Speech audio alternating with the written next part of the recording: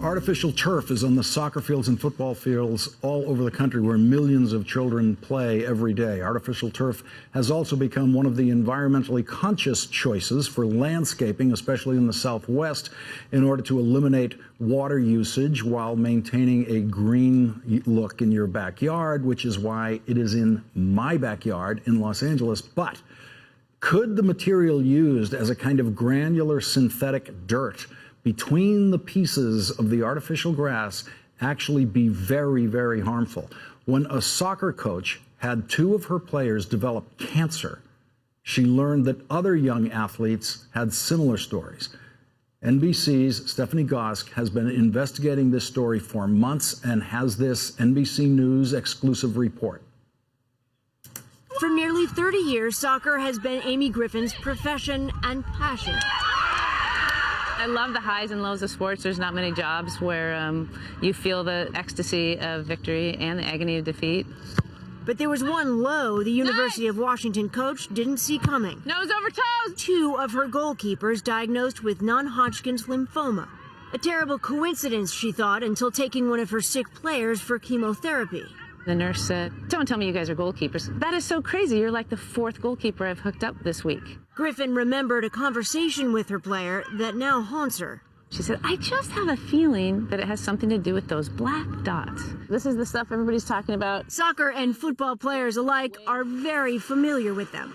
The black dots, called crumb rubber, are actually shredded car and truck tires used in turf fields to fill the space between artificial blades of grass.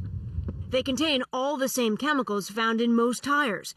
The International Agency for Cancer Research labels 4 carcinogens, while adding that at low levels of exposure, they are considered safe.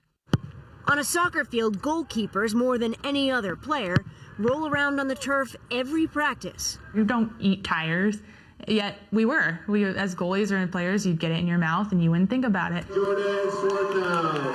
Jordan Swarthout started playing goalie on turf when she was 12 years old. Some weeks in high school practicing as many as 20 hours on crumb rubber.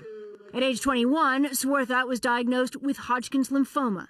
Today, she is in remission. I don't want anyone else to have to go through this. The former goalie is on Griffin's list. Names the coach continues to gather of soccer players who have developed different types of cancer. 38 altogether, 34 of them are goalkeepers. Annika Jibovic, 18 years old. Emma Loney, 15. Austin Everett died at the age of 25 from non-Hodgkin's lymphoma. A list is not scientific proof. There is no research directly linking crumb rubber exposure to cancer. Many of them are blood or lymph-related cancers, but there are others in there too. What I would say is that in general, it's very difficult to study the relationship between an environmental exposure and cancer. No available studies replicate goalkeepers' playing conditions, but many researchers, states, and localities defend the turf safety. Davis Lee has a PhD in chemistry and sits on the Synthetic Turf Council board. There's certainly a preponderance of evidence to this point that says it in fact is safe.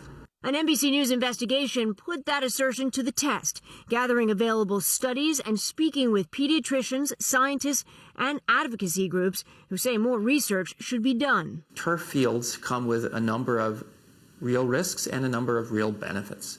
And every community that's faced with deciding what they want to put in has to kind of weigh in the different risks and benefits for that situation. Among the available studies the Synthetic Turf Council points to was one done by the EPA in 2009. The agency itself describes the conclusions as limited. NBC News repeatedly requested an interview, but after several emails and 2 phone calls, the EPA refused.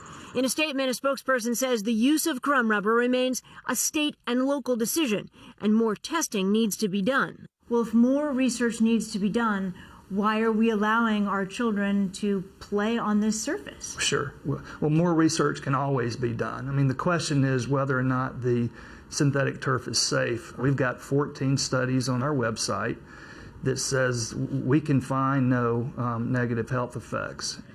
Pro athletes and school kids alike are playing on more than 5,000 crumb rubber fields around the country, and the fields have already stirred some controversy. The New York City Parks Department and the Los Angeles school system no longer install the surface, citing multiple health concerns.